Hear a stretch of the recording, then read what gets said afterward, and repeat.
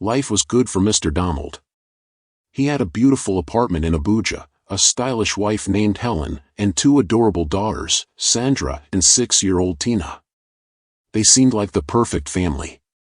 Every evening, little Tina would climb onto his lap and ask for a story, and Donald, a loving father, would always oblige. He'd read to her, point at the pictures, and sometimes she'd even fall asleep right on his chest. He'd then gently carry her to bed, kiss her forehead, and whisper, "Good night, my little princess." Helen would often watch, smiling, from the doorway. To the outside world, this family had it all: love, peace, and money. Donald adored his family, spending freely to ensure their happiness, even if it meant his own pockets were empty. "Let them enjoy life," he'd always say. One year, he treated them to a 2-week trip to Dubai. They explored amazing places, savored delicious food, and laughed constantly. Donald spoiled Helen and the girls with gifts: gold earrings for Helen, fancy clothes for Sandra, and toys for Tina. Everyone returned home joyful. One night, as Donald lay in bed, he opened his wallet and smiled at a photo of Helen and the girls by a Dubai fountain. "That's my world," he whispered. Little did he know, this same wallet, once a symbol of his love, would soon symbolize heartbreak. He poured everything into his family, not just money, but also his time and affection. Birthdays at their home were always grand affairs, with multi-layered cakes, clowns, and bouncing castles. When Helen's birthday arrived, Donald had a big surprise planned. He led her outside with her eyes closed, then told her to open them. Helen screamed with delight. A gleaming red car stood before her. She hugged him tightly. "Donald, oh my God, are you serious?" He whispered in her ear, "You're the queen of this house. You deserve the world." Helen wept tears of joy, Sandra clapped, and Tina danced excitedly around the car. That evening, the house was filled with music and laughter. After dinner, Donald helped Sandra with her homework and read Tina her bedtime story. He then knelt beside their bed, looking at them for a long time before closing his eyes. "God," he prayed softly, "please protect my girls.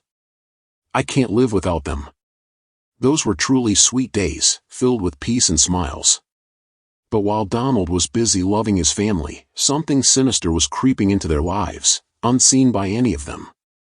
At work, Donald was known as a dedicated family man. His colleagues often tried to persuade him to join them after hours. "Donald, come on, let's relax and forget about work stress," they'd say. But Donald would always politely decline. "No, thank you. I just want to go home." One friend teased, "Home again? Every day home?" Donald would just smile, "My daughters are waiting. My wife made my favorite yam porridge." They'd all laugh, joking, "You're too soft. Your wife has you wrapped around her finger." Donald didn't mind. For him, going home wasn't just about food, it was about peace, joy, and the reward for all his hard work. The next morning, Donald walked into his office as usual, greeting the secretary with a smile. "Good morning, Grace. How are the kids?" "I'm fine, sir," she replied, her smile weak. Before he could even sit down, his office phone rang. "Mr. Donald, please come to the conference room now." It was the HR manager. He grabbed his file and walked down the hall, his heart pounding. Something felt wrong. When he entered the room, his boss and 3 other top staff members were already seated, their faces grim. No one smiled. "Please sit," the boss said. Donald slowly took a seat. Then came the devastating news, "Mr. Donald, we found a problem in your department. A lot of company money is missing." Donald's eyes widened. "Sir, what do you mean?" The boss folded his hands. "Over 25 million naira is gone, and your name is on the papers." Donald shot up from his chair, shocked. "But I didn't take any money. I don't even handle the accounts directly." The room was silent. Then the HR manager handed him a brown envelope. "I'm afraid we have to let you go. This is your formal termination letter. You can leave now." Donald held the envelope with shaking hands. He looked around the room, no one said a word. As he walked out of the building, staff members avoided his gaze. Nobody asked questions, nobody cared to hear the truth. Something was terribly wrong, and this was just the beginning. Donald arrived home that evening looking utterly broken. He didn't greet anyone, he just walked straight to the bedroom and sat on the bed. His shirt was still tucked in, his tie still around his neck. He held the termination letter, staring at it as if it might disappear. Just 5 minutes later, a loud bang bang bang echoed from the gate. Helen rushed out of the kitchen. "Who is that?" Before Donald could speak, the knock came again, louder. He slowly stood up, walked outside, and opened the gate. 2 police vans were already parked outside. 4 officers stepped out. One pointed at Donald. "Are you Mr. Donald?" "Yes," he replied quietly. "We're here to collect all company items in your house. That includes the cars." Helen ran out to the veranda. "Wait, what's happening?" Donald raised a hand to calm her. "Please, I'll handle it." The police entered the compound and looked around. "That's the company car," one officer said, pointing to Donald's black SUV. They opened it and began searching inside. Then another officer pointed to Helen's red car, the one Donald had surprised her with on her birthday. "And that one too." Helen's eyes widened. "No, that car's mine. My husband gave it to me." The officer looked at her calmly. "Madam, the car was bought under a company loan. The full payment was never completed, so it still belongs to the company." Helen looked down, her face etched with worry. The officers drove both cars out of the compound. Helen turned to Donald again. "So what happens to us now? What about the children?" Her voice and hands were shaking. Donald looked at the ground, speechless. The man who had once given everything now had nothing to give. The gate closed behind the police, leaving behind a heavy silence. Deep inside, Donald knew this was only the beginning. The next evening, Helen returned from work, her phone and handbag in hand. Donald quickly stood from the couch. "Good evening, sweetheart," he greeted softly. "I just came back from the office. I spoke to the CEO himself." Helen looked at him but said nothing. Donald took a step closer. "He told me they've started a full investigation. He said that once they find out I didn't take the money, they will reinstate me. I'll get my job back." Helen crossed her arms. "So you're saying you didn't take the money? Come on, sweetheart. Do you really think I'm capable of stealing? I swear on everything I love, I didn't steal from the company." Helen looked him up and down. "Then you better pray they find the truth," she said sharply, "because we can't live like this." She then turned and walked away. Donald stood there, frozen. For the first time in years, he felt like a stranger in his own house. That night, while his daughters slept peacefully, he lay wide awake, wondering if love could truly disappear just like that. 1 full month had passed since Donald lost his job.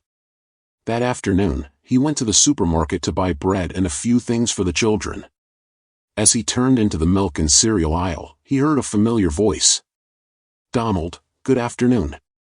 It was Jessica, Helen's close friend. She walked up to him with a big smile. "Congratulations. You married a strong woman. That promotion was not small." Donald smiled warmly. "Ah, thank you, Jessica. Yes, I'm really proud of her. She's been working so hard. We're truly grateful." Jessica nodded. "I'm so happy for her. God really lifted her. Please tell her I send my regards," she added, waving as she walked off. Donald kept smiling until she was gone, then turned back to the shelf, quiet. Later that evening, when he got home, he walked straight to the bedroom. Helen was on her laptop. Donald smiled. "Sweetheart, I heard the great news today. I'm happy for you." Helen looked up slowly, her face stiff. "And so why are you happy?" Donald paused. "Because your win is our win." Helen closed her laptop and stood up. "My money is my money. Don't expect me to feed you or take care of this house. He raised his hands gently. I'm not saying you should carry the whole family. I know you're working hard for your money, but I was just hoping you could stand in for a while, just till I get another job. Helen's face tightened. Stand in for what? Feed you? No. Donald said quickly, I'm not dumping everything on you. I just need time. I've sent out my CV. I've spoken to people. Something will come. But until then, I thought. Helen cut him off. You thought what? That I would start carrying your shame? Donald's eyes widened. Shame? Helen pointed at him. You didn't ask for my opinion when you decided to disgrace this family by stealing from your company. Donald's mouth fell open. I didn't steal anything, Helen. You know that. Helen hissed. The company thinks you did. That's all that matters. Now I'm the one walking with my head down every day while you sit at home waiting for help. Donald looked at her with pain in his eyes. So that's how you see me now? Helen didn't answer. She walked past him out of the room without looking back. Donald sat on the bed, staring at the floor. The house was quiet, too quiet. And for the first time, it didn't feel like home anymore. The next morning, Donald lay in bed, eyes closed. He hadn't slept much, still replaying Helen's words from last night. Then Helen, sleeping beside him, opened her eyes and sat up. She tapped Donald's shoulder. She didn't say good morning. She just shouted, Lazy man, get up. Are you waiting for the angels to come and make breakfast for the kids? Go and get the kids ready for school. Donald sat up slowly, his eyes red not from sleep, but from pain. He said nothing. He quietly stood up, picked his shirt from the chair, and walked out of the room. He went to the kitchen and opened the fridge. There were eggs, bread, and a little milk. He took them out and started cooking. In the middle of frying the eggs, he paused.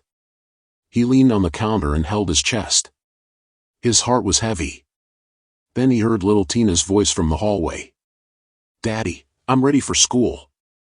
He wiped his eyes quickly, put on a smile, and went to serve the food. At the dining table, Donald placed the plates in front of the girls. Tina looked up and asked, Daddy, are you not eating? Donald smiled weakly. Later, my dear. Eat your food so you won't be late.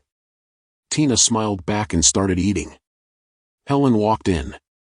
She sat down and took one bite. Then she hissed loudly. What is this? So you can't even fry an egg properly, she said sharply.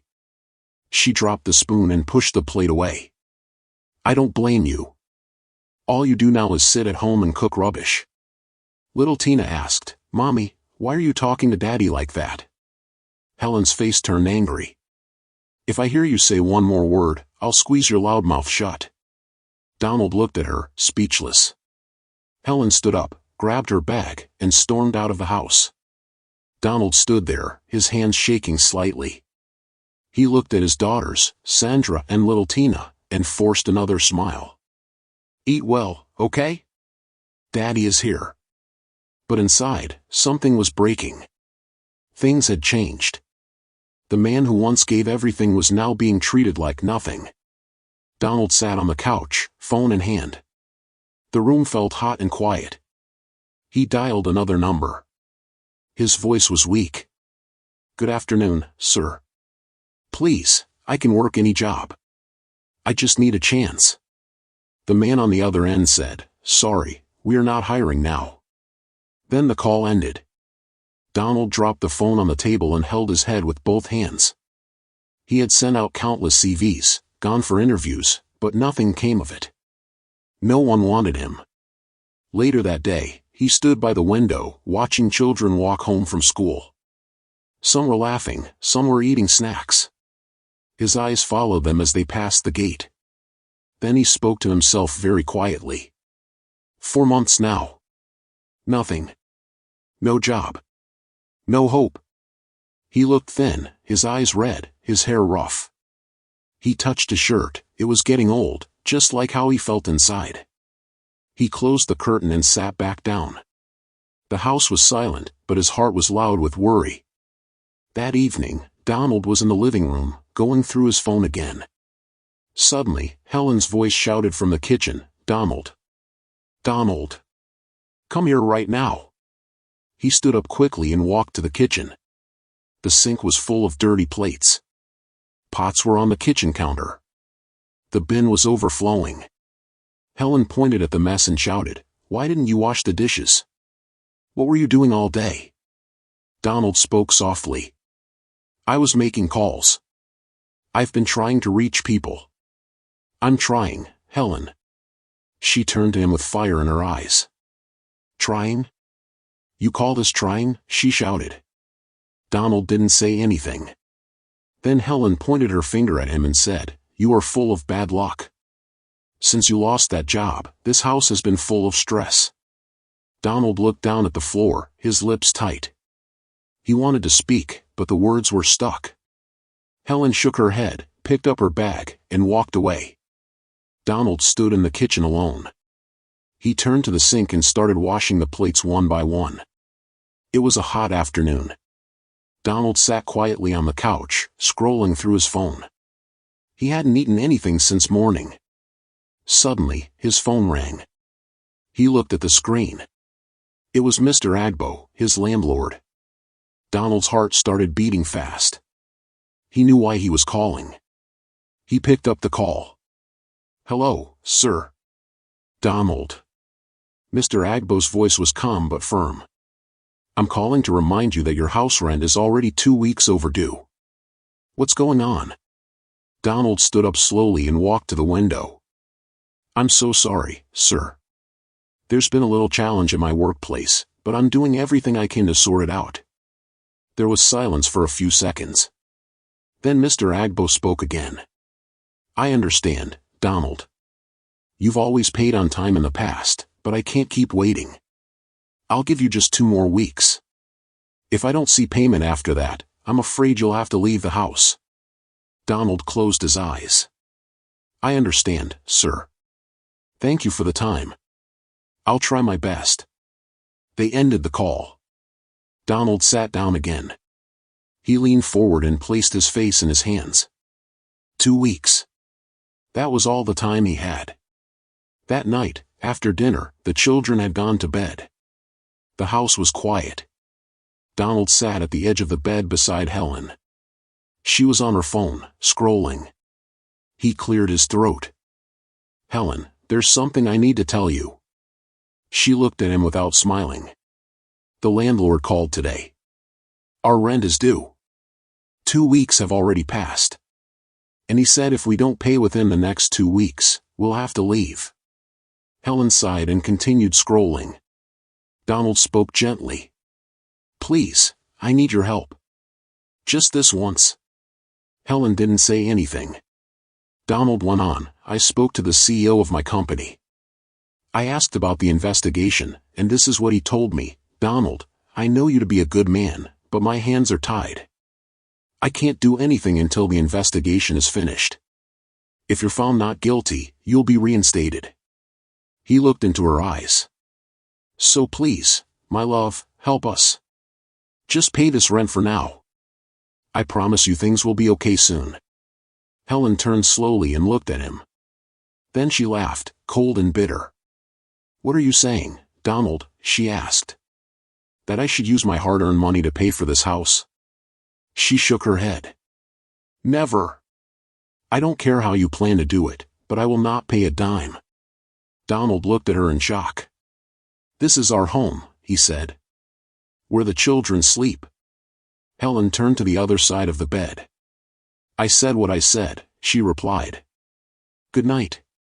She switched off the light and left him sitting in the dark. Donald sat there, holding his hands together. 2 weeks. Only 2 weeks to save the house. And he was on his own. 10 days had passed, only 4 days left. Donald sat outside the house, looking at the sky. He had lost so much weight. He hardly spoke anymore. His daughter Tina came out and sat beside him. "Daddy, are you okay?" she asked, holding his hand. Donald forced a smile. I'm fine, my princess.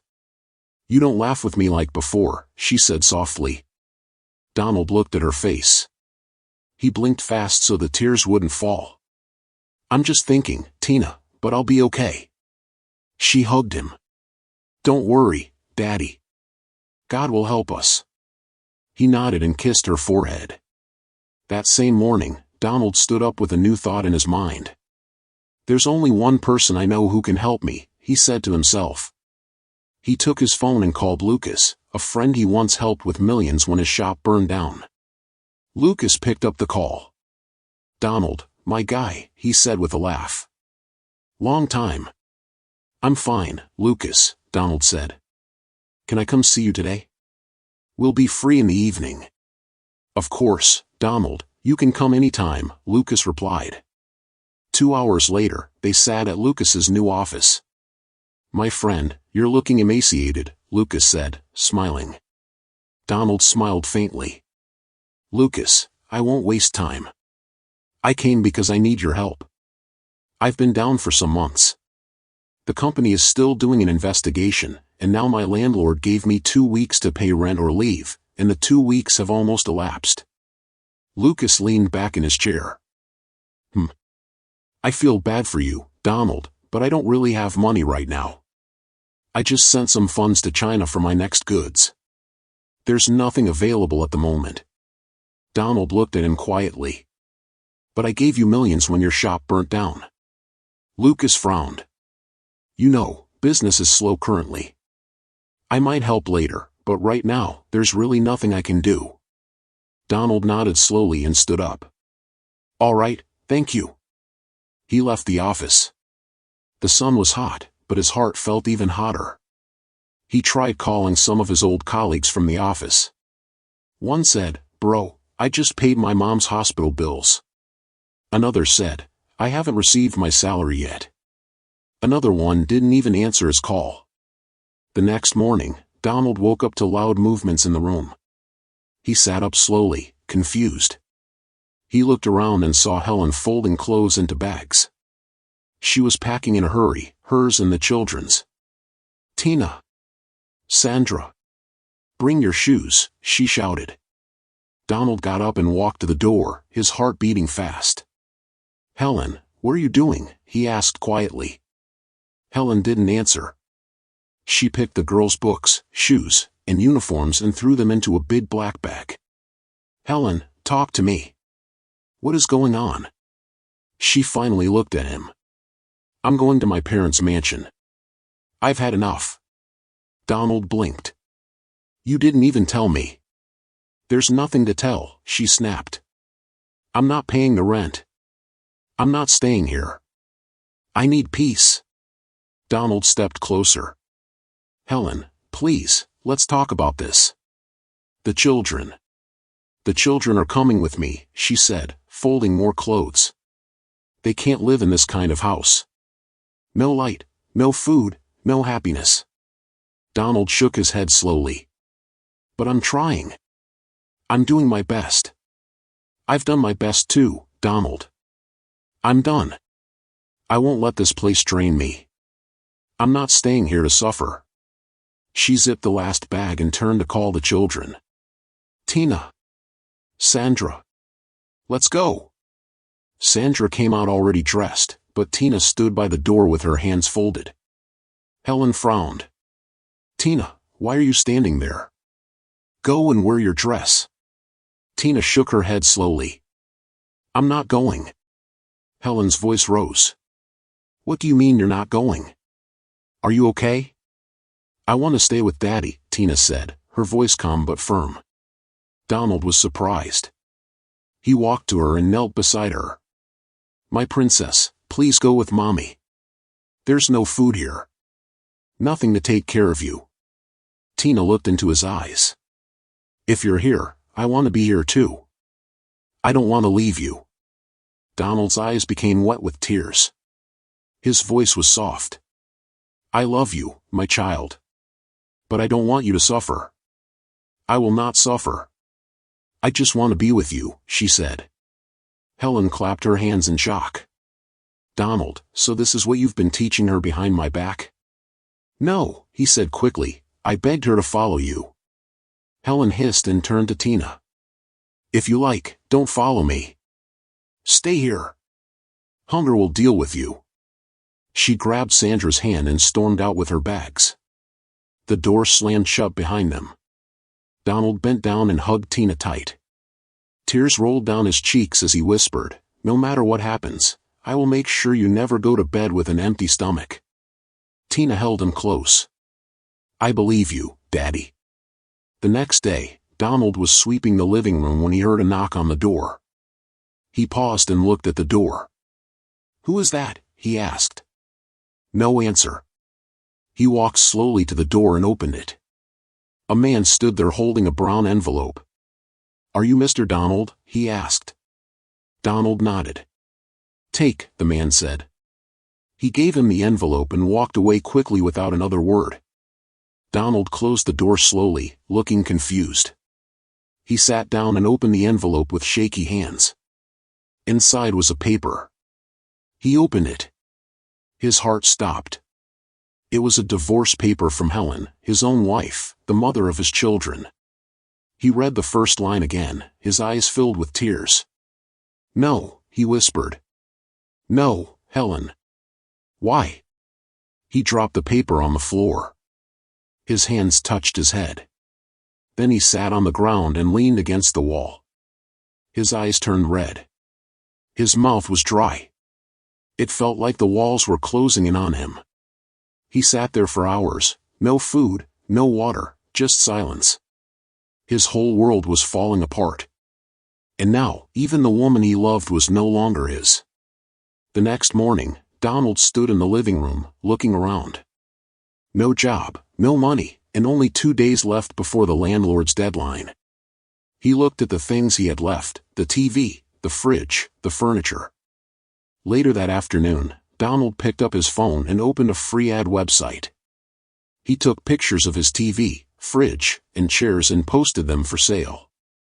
The caption read, Urgent sale. Working TV, fridge, and chairs. Buyer needed today. At least if he could sell them, he could raise money and move into a small one-room apartment. Just 2 hours later, his phone rang. A man called. Good afternoon, sir. I saw your advert online. I'm interested in the items. Are they still available? Yes, Donald replied quickly. Everything is in good condition. Okay, the man said, if I come this evening and I like what I see, I'll pay immediately and take them. Donald's heart lifted a little. That's fine. I'll send you my address now. By 5:30 p.m., the man arrived in a van. He was dressed neatly and looked serious. He came into the house and looked around. The man smiled. These things are very clean. You took care of them. Yes, Donald said. I just need to sell them urgently. No problem, the man replied. He brought out his phone. Give me your account number. Donald called out his account number. The man typed it in. He showed Donald the screen. It was a debit alert for 740,000 naira, as agreed. Payment done, the man said. Donald's phone beeped almost at the same time. A message came in. He smiled. Thank you, sir. No problem, the man said. He called the driver, and they began to load the items into the van. TV gone, fridge gone, all the furniture gone. Then they drove off. Donald stood by the door and waved goodbye. For the first time in a long while, he felt a small hope inside him. Later that night, he went to a nearby supermarket to get a few groceries. He picked up a can of milk, a malted chocolate drink, bread, and a bottle of water. At the counter, he handed the cashier his ATM card. She inserted it and tried. Then she tried again. Sir, it's saying insufficient funds. Donald frowned. Try again. There should be 746,000 naira in that account. She tried again. Same thing. Donald quickly picked up his phone and opened his bank app. He checked the balance. His eyes widened. Only 6,000 naira was in the account, his last money. The transfer was fake. His legs felt weak. He walked out of the supermarket in silence. He sat on the pavement outside and called the number the buyer used. Switched off. He called again. Still switched off. He stared at the road, his hands shaking. It was then it hit him.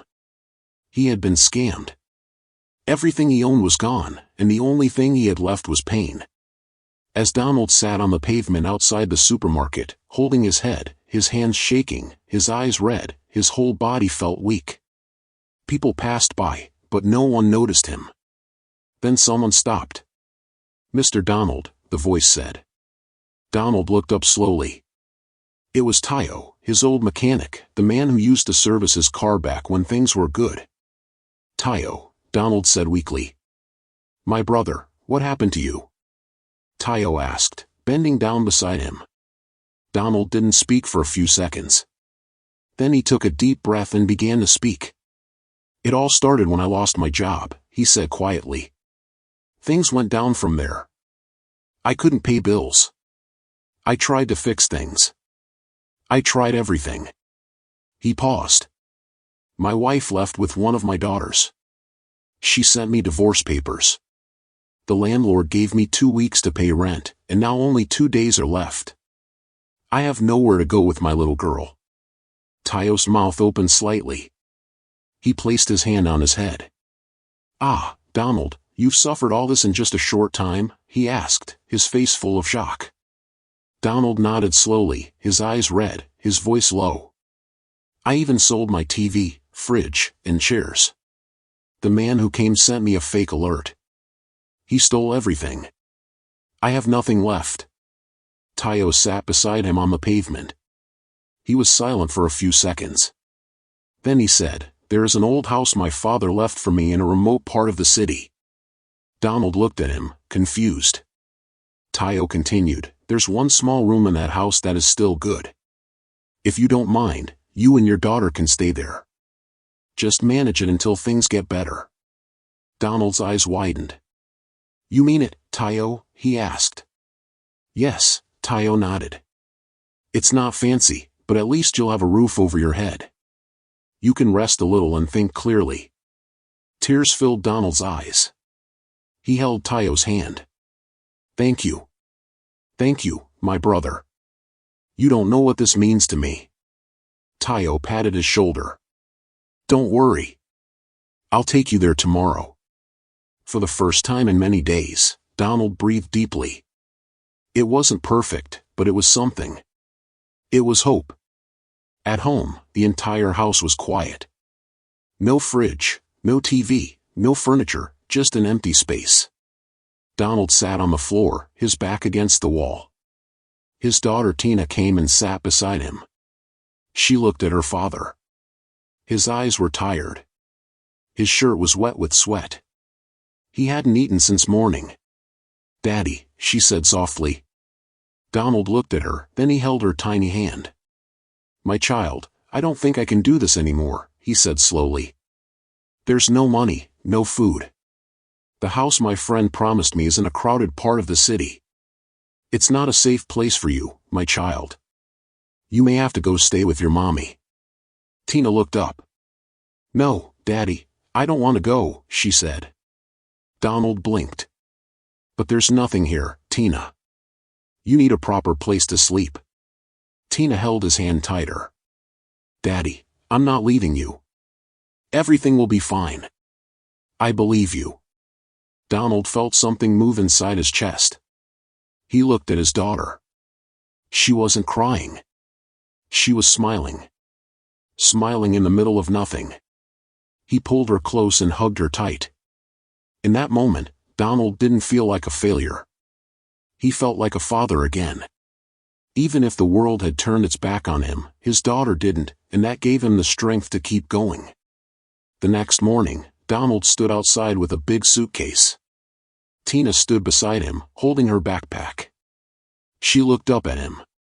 "Daddy, are we going far?" Donald smiled a little. "Not too far, my baby. Just a new place to stay." Soon, Tayo's car stopped in front of them. He rolled down the window. "Let's go," Tayo said. "The house is not great, but at least you'll sleep in peace." Donald helped Tina into the back seat, then sat in front beside Tayo. As they drove, Donald looked around. The area looked very poor: old houses, broken fences, rusty roofs. Finally, they stopped in front of a small compound with cracked walls. Tayo got out and opened the door. "This is the place," he said. Donald helped Tina out. They entered the compound. The house had 2 rooms. One was locked, the other was empty with just a small mat on the floor. Donald stood in the middle of the room, quiet. He looked around. No fan, no light, just silence. Later that afternoon, Donald sat on a small wooden bench outside the house. Tayo was beside him, sipping water from a bottle. Donald turned and looked at him. "Tayo, let me ask you something."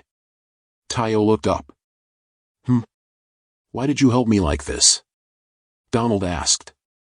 "You didn't have to." Tayo smiled quietly. "You remember 4 years ago," he said, "when I told you I didn't have enough money to pay for my workshop rent after paying my mother's hospital bill?" Donald nodded slowly. Tayo continued, "You paid the rent in full for me, and you didn't even ask me to pay it back." Donald's eyes became wet. Tayo looked at him and said, "You are a good man, Mr. Donald. You don't deserve what is happening to you now, but I believe God is preparing something better for you." Donald wiped his eyes. "Thank you, Tayo," he said softly. "Thank you for remembering." Tayo stood up and placed a hand on his shoulder. "Rest a little, my brother. You're not alone. Better days will come." That evening, Donald sat outside and picked up his phone. He dialed a number. "Hello," his landlord answered. "Good evening, sir," Donald said quietly. "I just want to let you know I've moved out." There was silence for a few seconds. "All right," the landlord replied. "Good luck." Donald ended the call and stared at the sky. His new life had started. He had nothing, but he still had hope. By the next day, word had already spread in the neighborhood.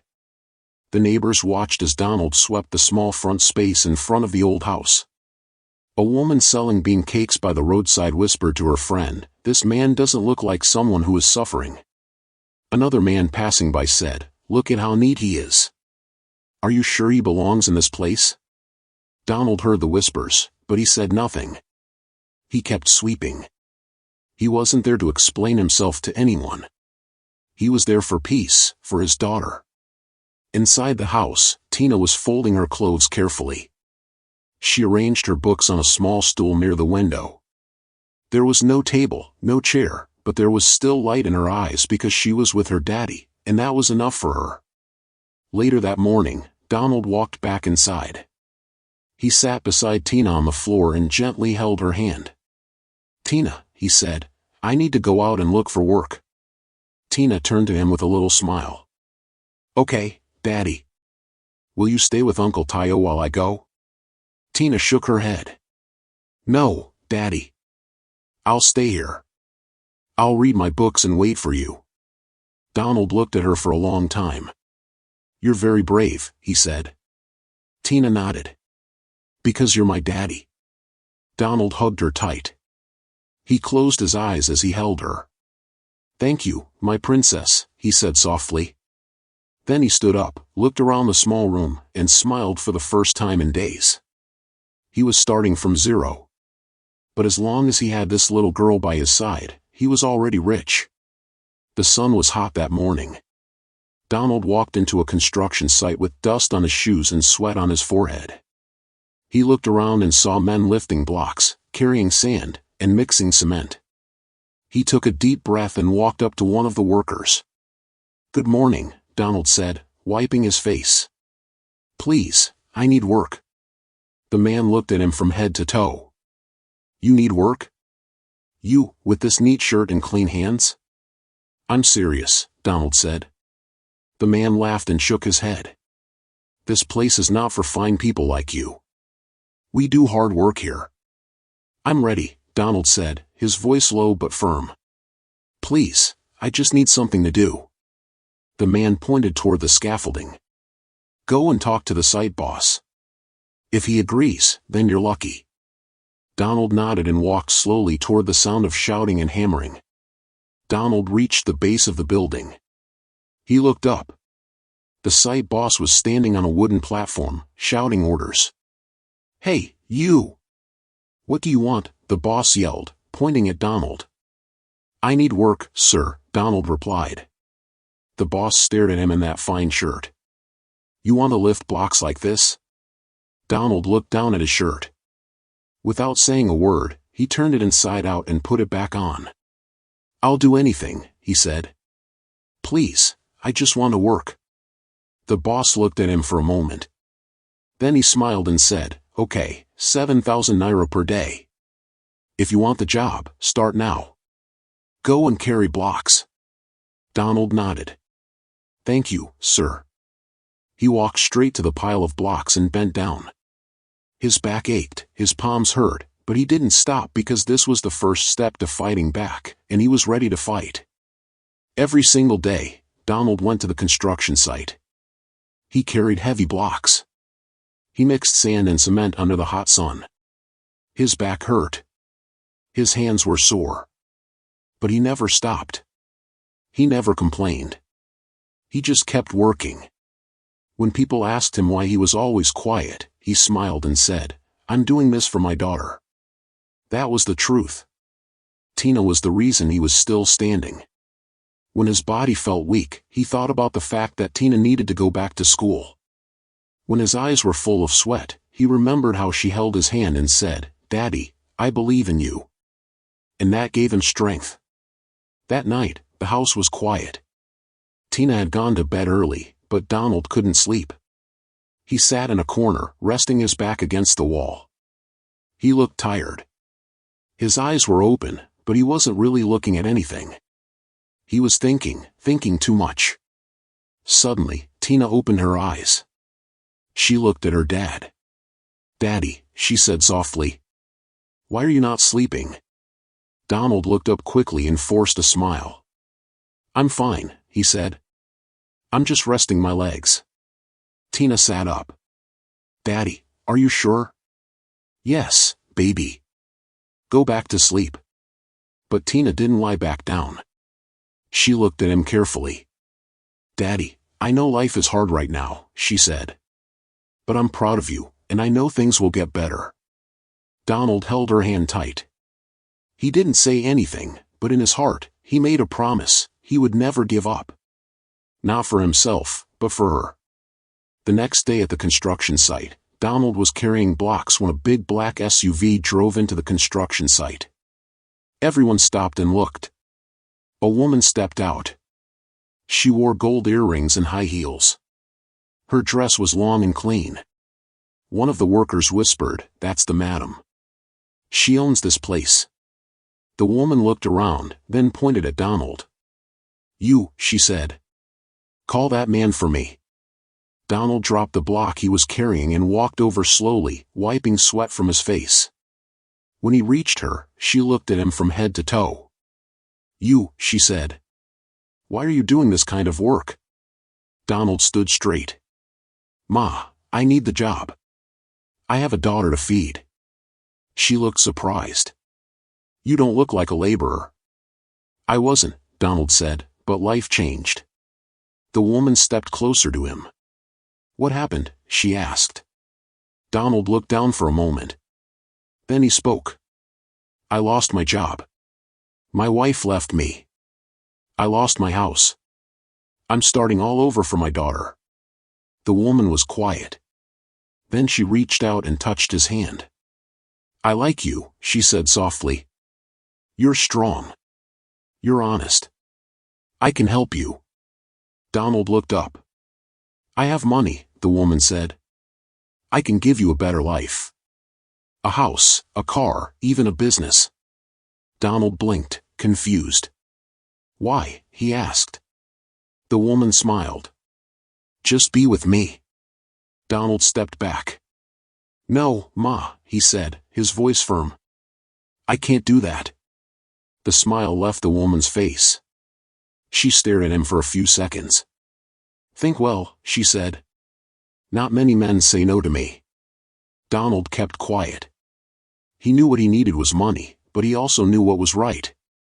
And for Tina, he was ready to suffer, but not to lose his respect. It was early morning.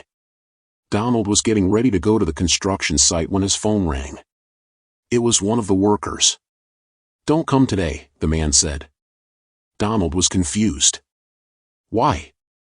The man sounded uncomfortable. "The site engineer said you should stay back." Donald frowned.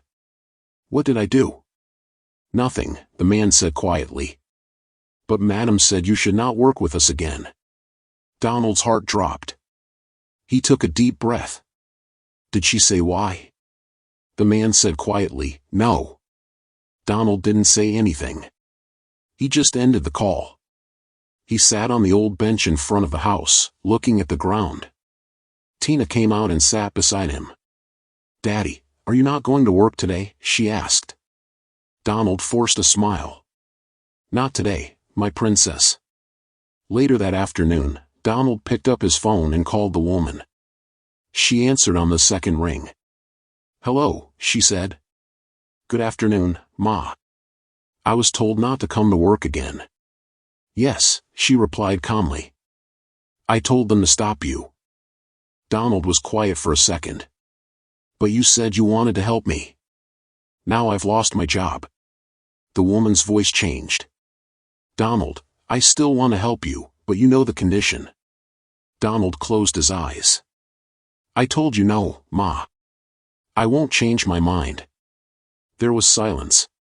Then she said, "Suit yourself." Donald didn't wait. He ended the call.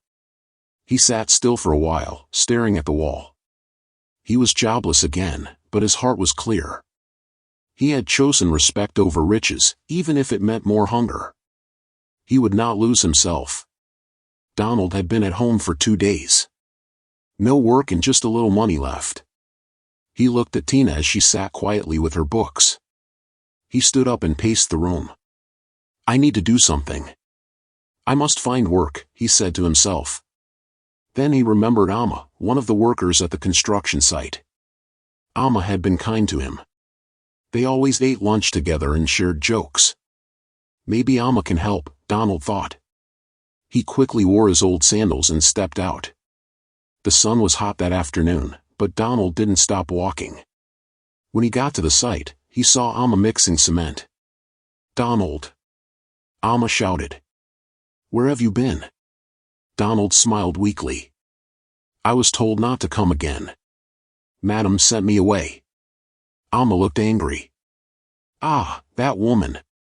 So it's true." "I heard, but I wasn't sure." Donald sighed. "It's okay. I didn't agree to her plan, so she cut me off. But now I need help." Amma dropped his shovel.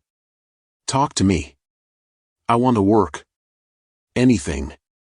I just want to raise money fast."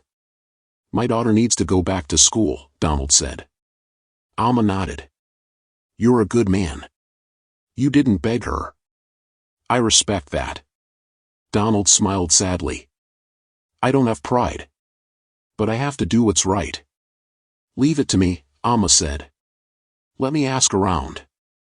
I'll talk to some people." 2 days later, Donald's phone rang. It was Amma. "Donald, I found something," he said. Donald sat up. "Tell me, please."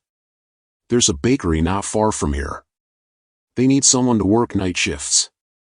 It's not easy work, but they'll pay every weekend." Donald didn't think twice. "I don't have a choice. I can do anything. I just need to put my daughter back in school." Amma smiled on the phone. "That's the spirit. I'll send you the address. You'll start tomorrow night." Donald looked at Tina and whispered, "Things are about to change." The next morning, Donald wore his only clean shirt. He kissed Tina on the forehead. "I'll be back soon," he said. "I'm going to the bakery." Tina smiled. "Be careful, Daddy." As he walked down the dusty road, his phone rang. The number looked familiar. He picked up. "Hello, Mr. Donald," the voice said. "Please come to the office now. It's urgent." Donald's heart skipped. He turned around immediately and entered a bus heading to his old office. When he walked into the building, the front desk lady stood up. "You're needed upstairs, sir." Donald climbed the stairs slowly, his heart beating fast. As he entered the boardroom, he saw the CEO and 3 other directors seated. The CEO stood up and stretched out his hand. "Mr. Donald, we are very sorry." Donald was confused. "Sir?" The CEO sighed. "We finally found the person who planned the fraud. He has been arrested." Donald was silent. "We know what you went through," the CEO continued. "You lost your job, your home, your peace. But you stayed quiet. You didn't fight back." One of the directors added, "We respect that, and the board has decided to compensate you." Donald opened his mouth slightly, still in shock. The CEO smiled. "You've been made the new regional manager. You'll be moving to Port Harcourt. Your new house is ready. Your official car is outside." Donald held his head with both hands. Tears ran down his cheeks. "Thank you, sir," he whispered. "Thank you so much." That evening, the neighbors heard a car horn in the compound. They ran out. It was Donald. He stepped out of a shining black car, smiling. Tina jumped into his arms. "Daddy," she shouted. "You got a car?" "We're going back," he laughed. "God has done it." Neighbors looked at each other in shock. "Wait, is that not Donald?" one man asked. "But he was suffering 2 days ago," another whispered. A woman stepped forward. "Donald, how come you now have a car, or were you pretending to be poor?" someone else asked. "Did you steal?" Donald smiled and opened the car boot. He brought out a bag and shared some money with them. "I didn't steal," he said. "God just showed up for me." Everyone stood in silence. Then slowly, they clapped. Helen sat on the edge of her bed, phone in hand. She had just seen the news about Donald. "He's now a regional manager with a house and car in Port Harcourt," she whispered to herself. She felt something heavy in her chest, guilt, regret, shame. She stood up, picked up her bag, and said to herself, "I need to see him. I need to fix things." 3 days later, Helen arrived in Port Harcourt. She found Donald's new house. It was beautiful, a big compound, flowers by the gate. She stood at the door and knocked. Donald opened the door and froze. They both looked at each other in silence. Helen finally spoke. "Donald, I heard what happened. I know I hurt you. I know I failed you and Tina, but please, I want to talk." Donald didn't say a word. He reached beside the door and picked up a brown envelope. He handed it to her. Helen opened it slowly. It was the divorce letter she had sent for him to sign. He had signed it, waiting for her return. She looked up at him, tears filling her eyes. "Donald, please don't do this," she said. Donald's face was calm. His voice was quiet. "I'll keep sending money for Sandra. She's my daughter. I'll never leave her. But as for us, I can't be your husband anymore." Helen's lips trembled. "Donald, I'm sorry." "I'm not angry anymore," Donald said. "But I've healed, and I want peace. Please go." Then, without waiting for her reply, he gently closed the door. Helen stood there for a moment, alone, her eyes wet, her heart empty. Sometimes, life will test you in ways you never imagined. People you love may walk away. Friends may forget you. But one thing is sure, if you keep doing the right thing, your light will shine again. Donald did not fight back with anger. He worked hard, stayed strong, and trusted God. And at the right time, everything changed for him.